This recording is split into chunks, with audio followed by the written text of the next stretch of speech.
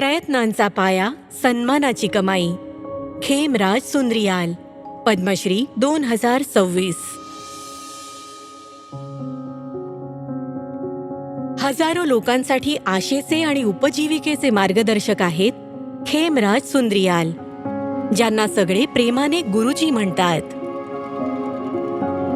खेमराजजी यांचा जन्म 1943 मध्ये पौडी गढवाल येथे झाला.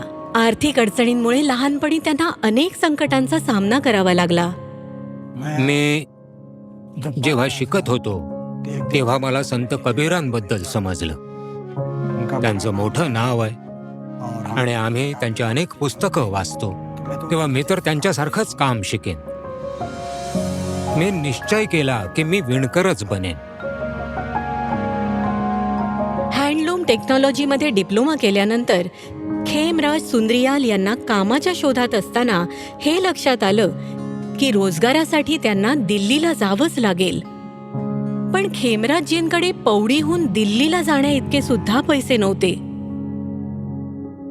तेव्हाच एके दिवशी त्यांचा चुलत भाऊ जखमी झाला आणि त्याला उपचारासाठी दिल्लीला न्यावं लागलं. त्याची काळजी घेण्यासाठी ह्यांनाही सोबत पाठवण्यात आलं आणि हाच प्रवास खेमराजजींना पहिल्यांदा दिल्लीला घेऊन आला. दिल्ली क्लॉथ मिलमध्ये काम केल्यानंतर खेमराज सुंद्रियाल विणकर सहायता केंद्रात रुजू झाले. 9 ते 10 वर्ष उलटली.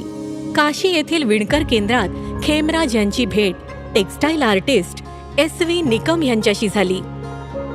ह्यांनी त्यांची प्रतिभा ओळखून केंद्रातून परतल्यानंतर कलाकारांसाठी टॅपिस्ट्री करण्याचा सल्ला दिला. त्यांनी मला लूम विकत घेण्यासाठी 175 रुपये दिले. दरम्यान खेमराज सुंद्रियाल विणकर सेवा केंद्राच्या पानिपत शाखेत आले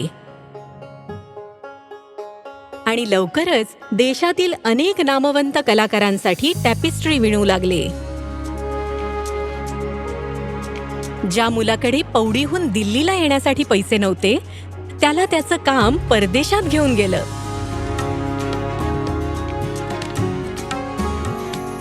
खेमराज यांचं जामदानी तंत्रावरील प्रभुत्व उल्लेखनीय होतं आणि त्यांनी हत्ता तंत्र व पॉलिएस्टर विणकाम सुरू केलं. या समर्पणाच्या जोरावर त्यांनी पानिपतची दरी आणि खेस पुन्हा एकदा लोकप्रिय केली.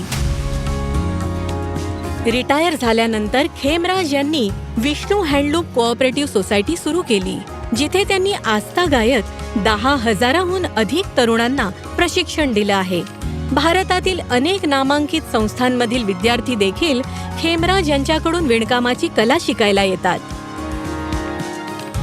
या कलेने मला मान, सन्मान आणि ओळख मिळवून दिली. आता तर असं वाटतंय की मी ह्या कलेला नाही, त्या कलेने मला विणलं आहे.